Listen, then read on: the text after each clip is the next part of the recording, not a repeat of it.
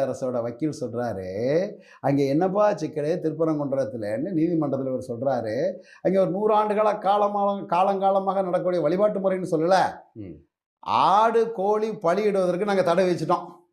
அட நல்ல அஃபிடவிட்டு அடுத்து அதை பலியிட முயன்ற 200 பேரை கைது செய்து வழக்கு போட்டிருக்கிறோம். அட சிறப்பு, நீ என்ன கொடுத்துருக்கணும் அஃபிடவிட்டில்? நீ என்ன பதில் பண்ண அனுப்பிச்சிருக்கணும்? ஆண்டாண்டு காலமாக நடக்குது, அது தீபத்துன்னு இல்லை, அது ஒரு எல்லைக்கல்ல, தவிர மதக்கலவரத்தை உண்டு பண்ணுங்க செய்கிறாங்கன்னு நீ அஃபிடவிட் போட்டிருக்கணும்.